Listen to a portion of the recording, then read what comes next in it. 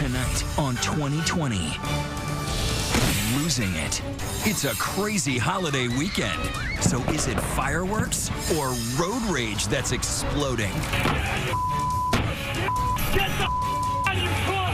I'm gonna beat Road rage in San Diego, but that was just words. This one has a fight and a gun. I was honestly scared for my life. Hate on the highway. Plus, losing it behind closed doors. You're out of your mother mind. The prominent surgeon who was a hero. Will care for you just as I care for my own family. Everywhere but home. He slapped me, he pushed me, he grabbed my hair. Behind closed doors, pretty scary. Marriage and meltdowns. And you've heard of order in the court? This is more like no order in the court. Do you remember me? Do you remember me? Judge this. Plus, forget Little League. This is the latest spectator sport. Brawls, falls, bleacher attacks, and some literal grand slams. Is it the summer heat? Why is everybody losing it? Here's David Muir and Elizabeth Vargas. Good evening, and we hope you're having a great extended 4th of July weekend. Of course, a lot of time when people are visiting their families, the beach, hitting the highways, but hopefully not hitting each other when they lose it to road rage. And with nearly 35 million people on the road this 4th of July, there's the possibility for a lot of rage. Blue collar, white collar, it doesn't matter. Sometimes it's just words and threats, but sometimes it is a fist fight or even involves a loaded gun. Here's Dan Harris. Summertime and the living is easy, except when the roads look like this, which can cause this. These guys are fighting. Take a look at this recent brawl in the middle of a California intersection. It is between, of all people, a lawyer and a retired cop. And just last month, a driver on this LA highway cut off another driver, threw a can at him, and got out of his car to yell. Aggressive drivers are a growing threat on the roads this summer. In fact, the most recent study from the U.S. Department of Transportation attributes more than 1,000 deaths to road rage since 2007. Be a damn punk, try to run me off the road. What you're watching right here is a road rage incident that goes to dramatic extremes. As you will see, this situation is about to escalate even further. First, though, the backstory. Investigators say on a Sunday afternoon, Bradley Turner and his wife, Christy, were driving in their Toyota SUV in James City, North Carolina, when this Chevy pickup, driven by Josh Berry with his friends Nathan and Shaylee inside, may have cut the Turners off. He got up beside me, leaned out the window, pointing at me, saying he's going to kill me. The chase was on. For 30 to 40 minutes, with their 4-year-old child in the back seat, the Turners tailed the young trio. Josh Berry says he tried to lose them, but they followed him all the way to his friend Nathan's driveway. When we see him getting out of the car, I threw my truck in park, turned off the keys, and looked at Nathan, and I was like, I guess he's really going to come up here. In that moment, Berry's friend Shaylee started rolling her cell phone video camera. And when he walked up, I just looked at him. He said a couple words, threw a punch, and it was on like Donkey Kong. On like Donkey Kong. Turner goes down, and remember, his child is in the back seat. When I looked up, the first time I looked up, honestly, that's when I seen the kids in the car. That's the only reason I didn't keep kicking. That's the only reason I kind of looked up to see what she was doing. Because I looked up and just seen the kid's face just staring at me, crying for their dad. And look what happens next. And we see his wife coming down the car, and she's got a gun and hands it to him. Her facial expression is completely calm. Christy Turner hands her husband a pistol. He cocks it, and it accidentally goes off. All I heard was click, click, click. That is when the camera goes off, too. When I heard the click, everything stopped. I was honestly scared for my life, and after those clicks, man, my heart dropped, and everything got real after that. Everybody gets to see the fun part of it. We're the ones that saw a gun pointed to our face and thought we was about to die. Eventually, police say Turner pulls away, but then he circles back and fires shots into Josh Berry's empty pickup. Berry calls 911. Carteret County 911. Go ahead with the call. Oh, he shot out my back glass of my truck. Holy Road rage has been around since the horse and buggy, probably, all the way up through the Model T. But what's different now is that everybody's got a video camera. All over the internet, you can see drivers coming unglued. Come on, fat boy! Yelling, spitting, hitting, and throwing just about everything from coffee to crutches. Look at this woman on a highway in France. And check out these Australians turning a highway into a boxing ring. One of the guys brings out a weapon. This man gets his foot stuck as the car drives away. Get the out, you Let's go! Get out! A Marine, a recipient of a Purple Heart overseas, losing it in traffic on Camp Pendleton. So what is it about being behind the wheel of a car that makes us flip out? Cut me off! Well, being in a car, there's a sense of power and control. And when you feel like you've been slighted, you feel determined to track that person down, almost like vigilante justice, but you are the one who's the sheriff and the judge and is going to be the enforcer. Exacerbating matters is the fact that most Americans hate their commute. In polls, we rate it as one of the worst parts of our day, on par with having a meeting with our boss. Say, what the is this guy doing, mother?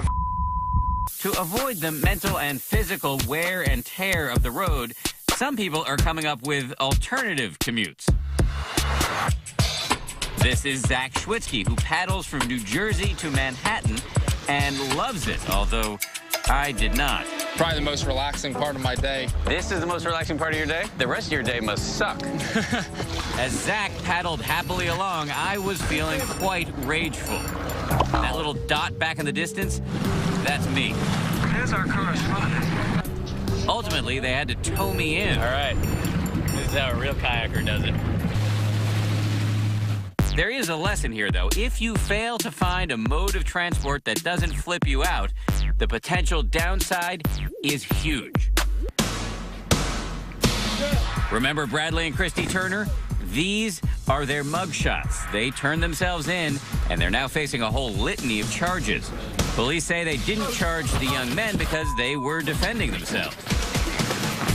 A lot of people are saying, you know, you should have just put the phone down, call the cops, done the right thing. But it's like, if you're in that predicament, what are you going to do? You don't know. It's the heat of the moment. Your adrenaline's going. You're not going to think right. And we defended ourselves, and that's what we did. Earning a couple of broken bones in the process. Meanwhile, Bradley Turner appeared in court, battered and bruised, with his attorney by his side. We're dealing with a man who's a father and a husband and a hardworking man, and he was just completely terrified. All because he lost his cool on the road. He is now looking at prison time of upwards of 4 years if convicted. Both Bradley and Christy Turner have been indicted. She for misdemeanor assault, he on a felony charge for allegedly firing the gun. Neither one of them has entered a plea. They'll both be back in court this summer. But the question tonight, have you ever been involved in a road rage incident, either from the giving or receiving end? Be honest. We're on Twitter throughout tonight's program. Use the hashtag ABC2020. We'll be right back. Next, a famous surgeon with multiple wives. He slapped me, he pushed me, he grabbed my hair. Multiple arrests and multiple meltdowns. Why does a man with so much to lose keep losing it? You see a man driven to insanity. When we come back. 2020 Losing It continues with Elizabeth Vargas. What are the professions we most count on to keep a steady hand, to stay calm and keep from losing it? Well, doctors would certainly be near the top of that list. But here's a doctor who made national headlines for very different reasons.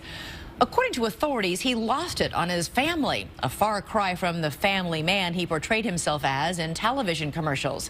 Tonight, play a little compare and contrast between his public and his private personas. Losing it at 30,000 feet isn't pretty. Like these twin sisters settling a family dispute in the aisles of coach class.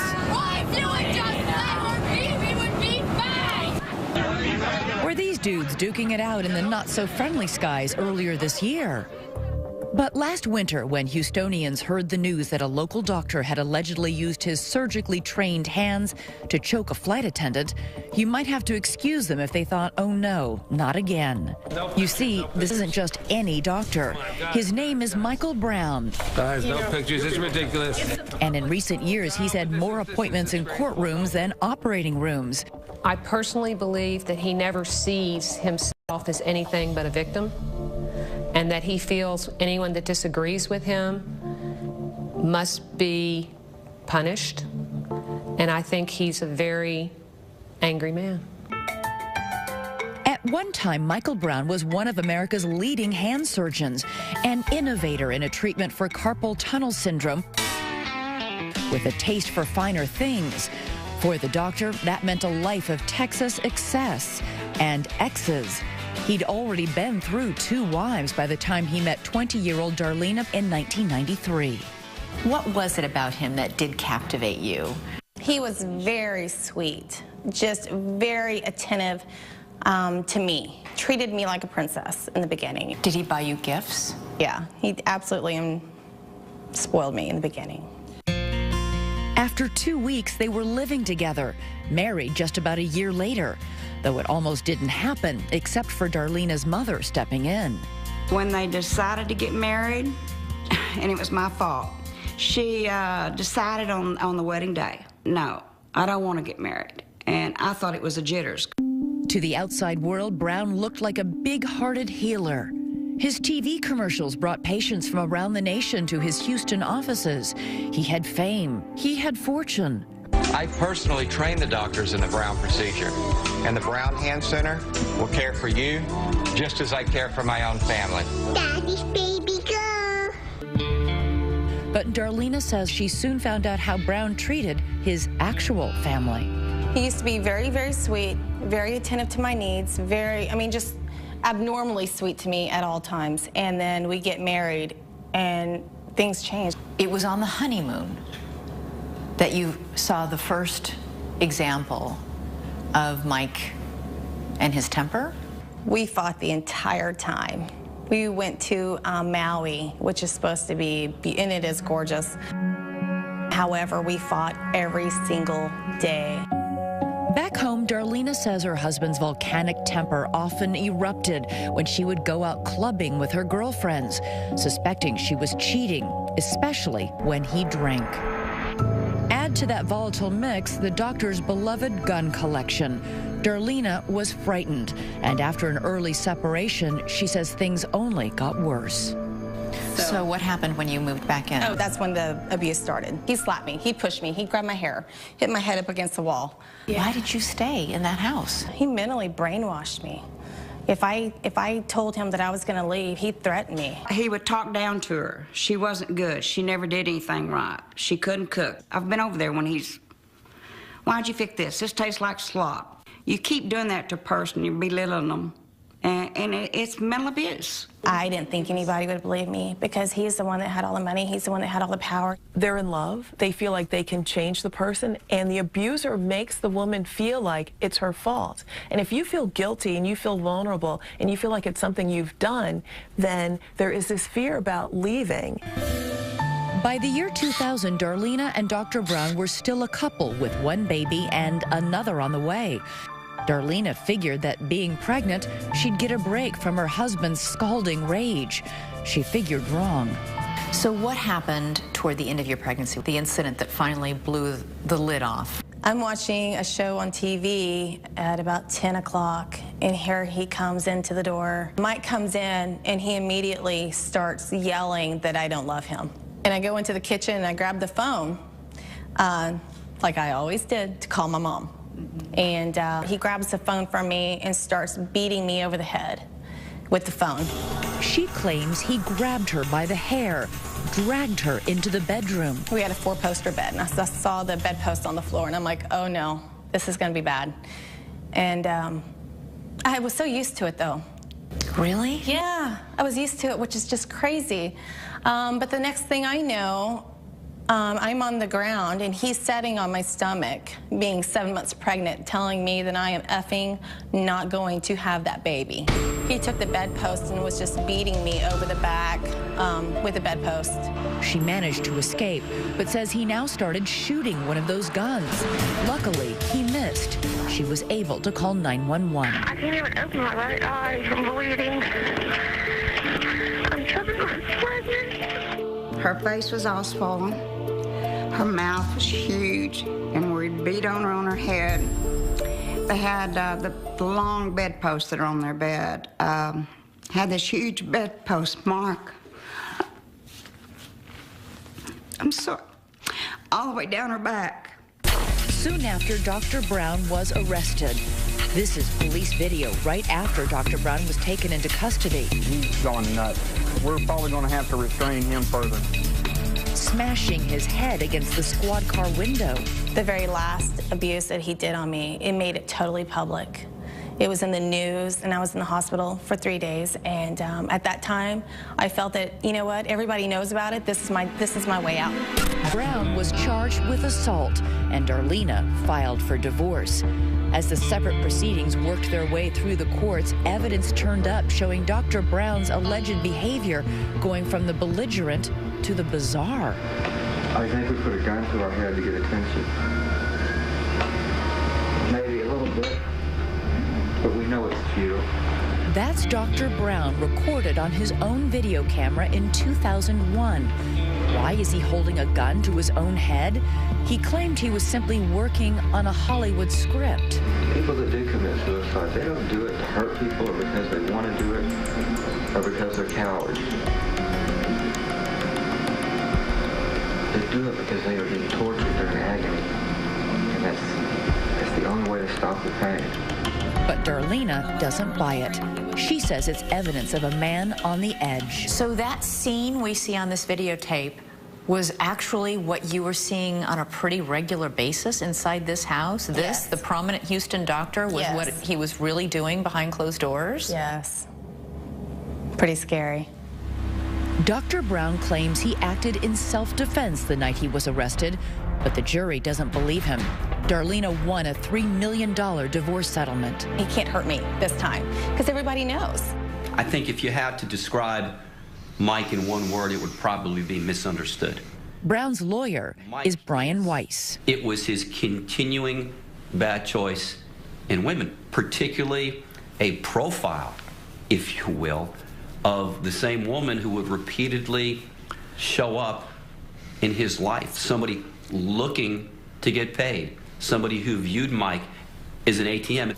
Though he turned down our request for an interview, Dr. Brown did speak in this deposition. Darlena lied on the witness stand. Her mother lied on the witness stand the day of the trial, and the jury believed Darlena and not the truth. Ultimately, he pleaded no contest to aggravated assault charges in exchange for 10 years probation and set off to resume his life. But the doctor's inner demons would not be silenced.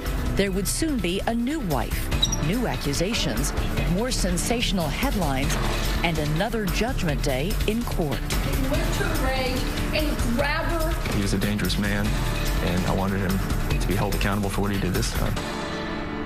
Stay with us. Look at my face. You see a man driven to insanity. 2020, losing it continues. Dr. Michael Brown looks anything but the face of rage in this home video with his children following his divorce from Darlena. Say hi, Kevin. Maybe that's why all the sensational publicity surrounding his aggravated assault case didn't ruin his practice. The caring father, the passionate CEO, somebody who has done so much good for so many people. Dr. Brown's patients either don't know or don't care about his personal controversy. After his 2001 divorce, Brown's business thrives. Several new offices open. He's got a private plane, new homes, and things were going great. That is until he was called before the Texas Board of Medicine. It seems the private plane wasn't the only way the good doctor was getting high. He certainly seemed to have a problem with cocaine, and that's how he ultimately lost his license. Even though his license was revoked, Brown continued to live a charmed life. Hi, baby. Got me a king throne chair. There was a beautiful new wife, Rachel, and a new family and more children. And a bunch of kiddos. Dr. Brown polished his image, distributing these photos from a self-published book, showcasing swanky parties, social events with luminaries like President Bush. Brown even won a humanitarian award, but once again, behind the scenes, the picture-perfect marriage was collapsing. It sounds like there's an aspect of his personality that is all about control and him just being able to, in spite of everything that he has to lose, express himself in whatever way he wants to. There's something about the way his personality functions that he continues to just blame and react and hurt people, and he finds that acceptable. You're out of your mind. They did not. It's cost $50,000 since you called the police, Rachel. Rachel recorded these phone calls from Michael in late 2011. I am not the enemy, Rachel. You attacked me, Michael. You attacked me. Rachel, who declined to do an interview with 2020, wanted proof that Dr. Brown was out of control. Will you ask yourself that? You stupid. Those recordings became evidence after Rachel accused Brown of twisting her arm as if he meant to break it. Prosecutors charged him with felony assault. He's a repeat offender, and I think, and thought he was a dangerous man, and I wanted him to be held accountable for what he did this time. The trial of a prominent former hand surgeon is about to get underway. The case hits the local news, and Rachel takes the stand to tell her story. Reached back. When he threw it at me, I moved my head. I'm really proud of Rachel Brown. She stood up to him, she testified, and she told the jury what he did to her. But her testimony isn't convincing, and Dr. Brown's lawyers call her a money-grubbing gold digger. It was all about money. I think that's what happened in his previous divorce case. It was all about money. Any troubles that he's had can be traced to that. A jury has found a former surgeon not guilty of attacking his wife. In the end, the jury doesn't believe Rachel, and Dr. Brown is acquitted. I think everybody knows who Dr. Brown is. Very well-known hand surgeon. But you can't judge a case on who he is, what he has, what else. But I just feel like there was not enough concrete evidence to convict him. You can't worry about any prior cases. Triumphant in court, Brown's lawyers cut off his electronic monitor for the cameras. The judge has authorized me to cut it off. And the doctor was free once again to go about his business. I'm just relieved and want to take care of my kids and get on with my life. It seemed the doctor had vanquished all of his enemies, except perhaps himself. Fast forward to that flight from London this past January. Dr. Brown allegedly wanted his dinner before the crew was ready. The crew claims that led to a shouting match, which ended with Brown grabbing and finally choking flight attendants, resulting in his arrest and indictment for assault. Dr. Brown's attorney claims his client doesn't recall any of it due to stress relievers mixed with alcohol. As for Darlena, Dr. Brown's brutalized ex-wife, My right eye from bleeding. she'd like to forget about Dr. Brown's behavior too, but her emotional wounds have yet to heal. I don't think he's going to change. And you know, when you don't take accountability for your actions, you can't change. He has never taken accountability for what he's done to me. Dr. Brown's trial for allegedly assaulting the flight attendant is scheduled for the end of this month. He has pled not guilty. We'll be right back. Next, courtroom crazies. Taking the law into their own hands, literally.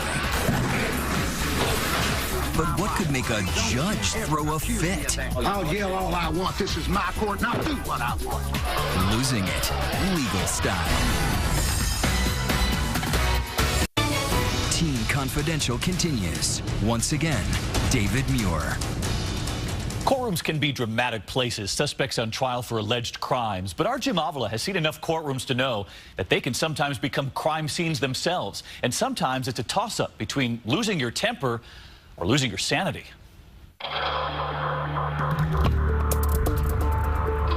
The Marble-lined halls of justice are supposed to be a study in decorum, a place for serious situations and serious people, a place where judges insist on order in the court.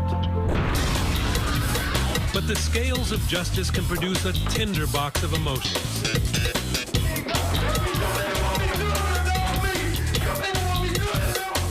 In Georgia, the brother of a murder victim attacks the defendant with a chair before the trial even starts. This Kentucky woman seeks a strange way to avoid jail time. And a Nevada man didn't like being told he should have locked his guns up. I'm getting screwed here and I'm supposed to sit here and take it? You're not going to disrupt my decision. It took the pleading of his parents and at least 7 courtroom deputies to subdue this ex-Marine. It could be the lack of control or feeling against authority. But for individuals who were violent anyway, and they get into a situation where maybe the outcome's not what they want, then they may be more likely to be violent or to lose. Well, it's not a joke, you know. We're not in a club now. In February, a Miami woman accused of drug possession brought an attitude to her bail hearing. Let's call it nonchalant. We are not in a club. Be serious about it. I'm serious about it. You're being very. I can see you're serious, all right. The judge is set off by her laughter and use of mocking Spanish. Bye-bye. Adios. Count one would be 10,000. But she doesn't stop there. When her bail is doubled, she drops the F-bomb on the judge. Are you serious? I am serious. Adios.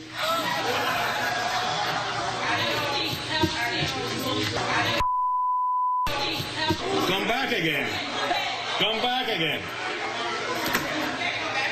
Bring her back again. What's up? I believe I heard you saying to... Yes, I did. I'm not going to the... I believe you... Did you say... Actually, I did you say that? Yes, sir, I did. Oh, you did say that? Her flippance gets her locked up. 30 days in the county jail. She later apologized. My behavior was very irrational. And the very forgiving judge dropped the contempt charges. That's tame fare compared to defendants we've seen punch their lawyers. He has the black eyes to prove it. Lawyers shot at outside of court. And judges losing their cool in court. I'll yell all I want. This is my court, and I'll do what I want. Do you understand me? I understand. And plenty of victims taking the law into their own hands. Like this Florida family, when a technicality resulted in a mistrial.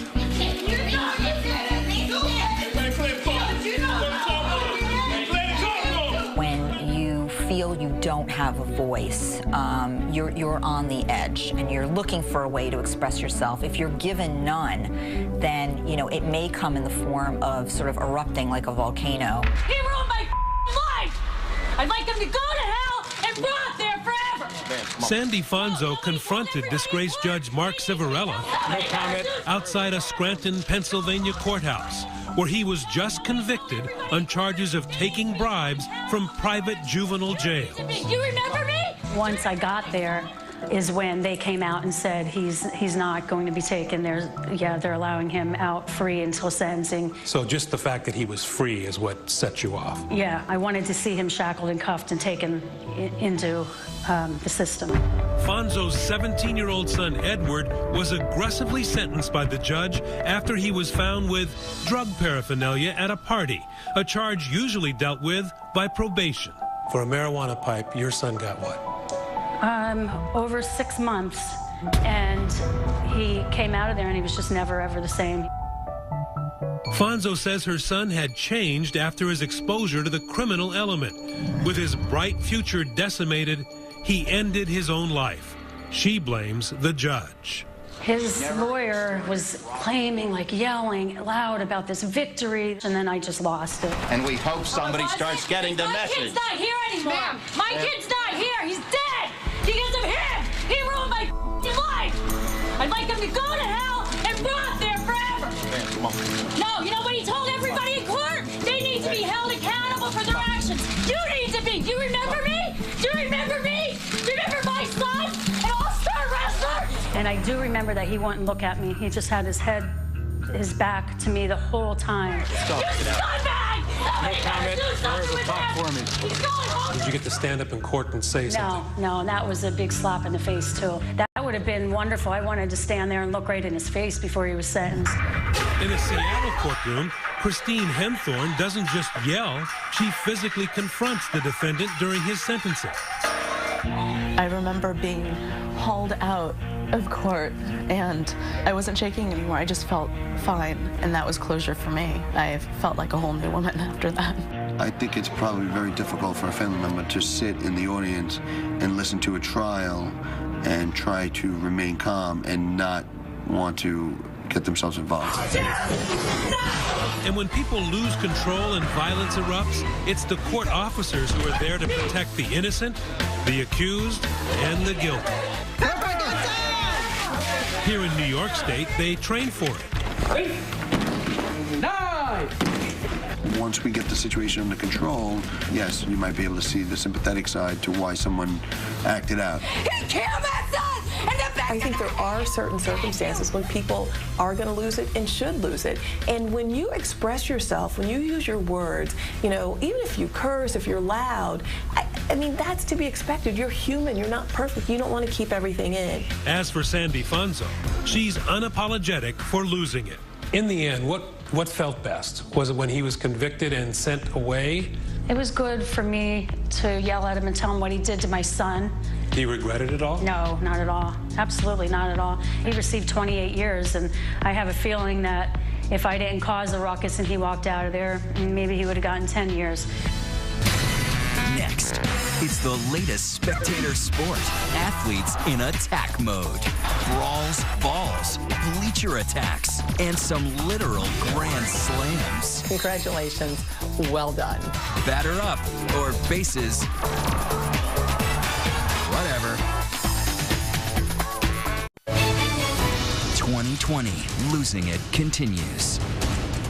We go to most sporting events to see a ball being hit, but these days it's more likely we'll see somebody's head being knocked around.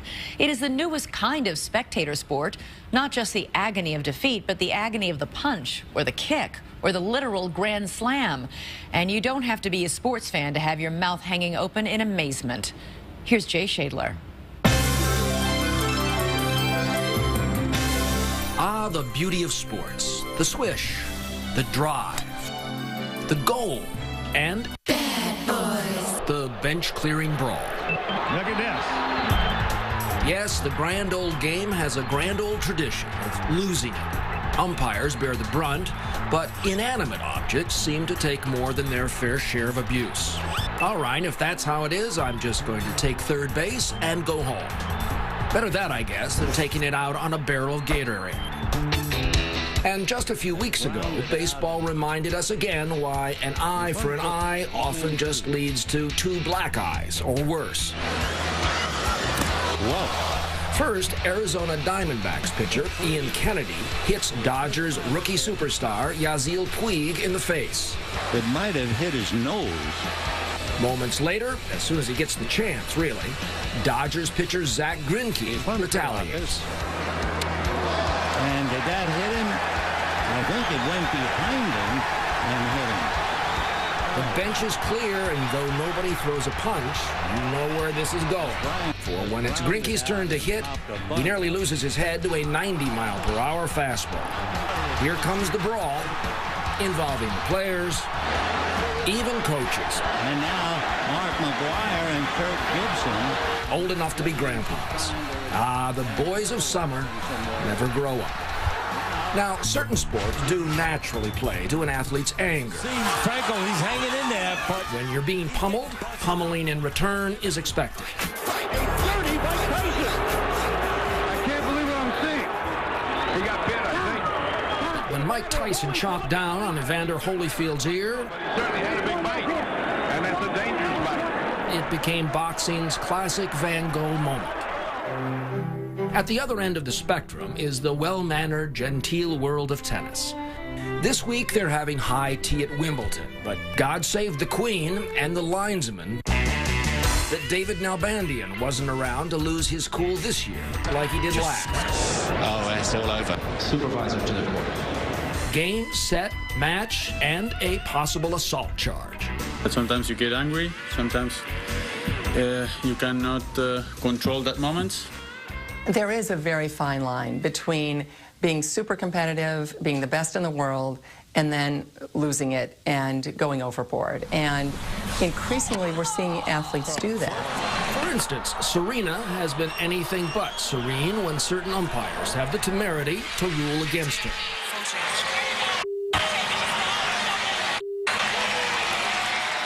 Meanwhile, Marcos Baghdatis has been a one-man wrecking crew on his rackets. But center court for these temper tantrums belongs to Mikhail Yuzny, tennis's poster boy for self-destruction. When you're actually a pro athlete and you get so angry that you injure yourself, well, that's got to be the dumbest thing we've ever heard. Y'all crazy, It really is dumb. Oh, but dumb is such a relative term. Certainly New York Knicks' Amari Stoudemire gets some dumb points for taking out his frustration on a fire extinguisher in a loss to the Miami Heat. Amari Stoudemire apparently punched a fire extinguisher. Despite a passel of stitches, he apparently didn't injure his tweeting fingers, since he sent this lovely photo to his followers. When you are competing, you are physically pumped up. In other words, you're full of adrenaline, so you are maximizing your physical ability, but that also revs you up. Since we've been talking basketball, who can resist using a telestrator to plot the mayhem in this game between the Pistons and the Pacers? Forward drives to the bucket, spins, pushes, and ignites a brawl. Fans join in with a three-point dunk shot from the bleachers, sending star player out of bounds, out of reach, and out of his mind. Fans and players are going at it, and the players trying to help each other out. This is a disgrace. The player, Ron Artest, later changed his name to Meta World Peace. We're not kidding. And then moved on to Dancing with the Stars. As long as he doesn't take up tennis. When you have NBA players making millions, going into the stands and punching out fans, no matter how terrible the behavior of the fans, that's just as awful as it gets. With all that pent-up anger, thank goodness we have coaches to set a proper example, as when they share the customary post-game handshake, or not. People putting their helmets back on their heads as if a fight is going to break out. While American athletes surely lay claim to some of the grander moments of berserk behavior, we should pay homage to the global village. It's the 2006 World Cup, the game's on the line, and soccer star Zinedine Zidane chooses the moment to unleash the headbutt seen round the world. I think that might be the all-time champion in terms of losing it. People watching you will never forget that you did this that day, with more people watching than would watch any other sporting event on the planet. Congratulations, well done. That's our program for tonight. Thanks so much for watching. Have a great finish to your 4th of July weekend. I'm Elizabeth Vargas. And I'm David Muir. From all of us here at ABC News in 2020, thanks for spending part of the holiday with us. Good night. More Americans choose ABC News to see the whole picture. The killer is among us. Whodunit, all new Sunday on ABC.